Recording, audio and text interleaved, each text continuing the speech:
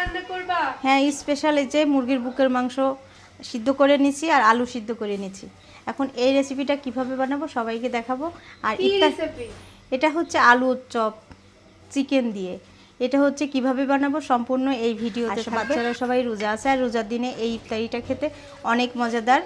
অবশ্যই ভিডিওটা কিছু রেডি করে নিয়েছি। এখন আলুগুলো ম্যাশ করে নিচ্ছি। এখানে চিকেনগুলো ছড়াই নিয়েছি আর এখানে সব রকম মশলা নিয়ে নিয়েছি।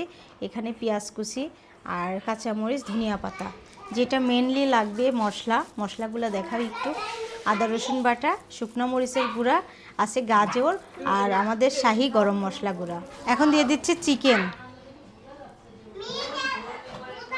চিকেন দেওয়ার পরে গাজর কুচি দিয়ে দিচ্ছি। এটা গরম মশলা দিয়ে দিলাম এখানে সব রকম, আর পেঁয়াজ, এই যে কাঁচামরিচ, ধনিয়া পাতা, লবণ দিয়ে দিয়েছি। লবণের পরিমাণটাও লাগবে যেহেতু অনেকগুলা।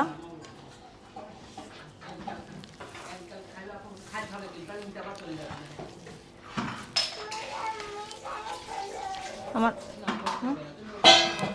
অনেক সুন্দর করে মেখে নিচ্ছি। এখন এর মধ্যে আরও একটা জিনিস যাবে, সেটা হচ্ছে পাউরুটি। গন্ধটা কেমন লাগছে শোভা? অনেক সুন্দর, এখনই খাওয়া যাবে। অনেক সুন্দর করে মেখে নিলাম।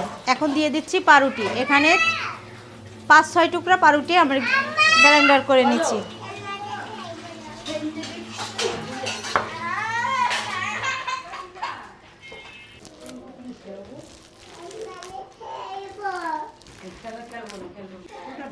তার উপরে হচ্ছে মাটির প্লেটে মাখাচ্ছি। এখন এটা কিভাবে গোল গোল করে নেব সেটাই দেখাবো। এখন আম্মা এখানে বসে করবে, সেটা আম্মা দেখাবে। আর এখন আমি অন্য রান্নায় চলে যাচ্ছি। এখন হচ্ছে আম্মার যেটা কাজ দিলাম, আমি যেহেতু আবার রান্না করব তার জন্য আম্মাকে এগুলা সুন্দর করে শেপ করে বানিয়ে নিতে বললাম। আর এগুলা বানিয়ে অবশ্যই ফ্রিজে রেখে খাওয়া যাবে। অনেক মজাদার একটা ইফতারিতে খাওয়ার নাস্তা।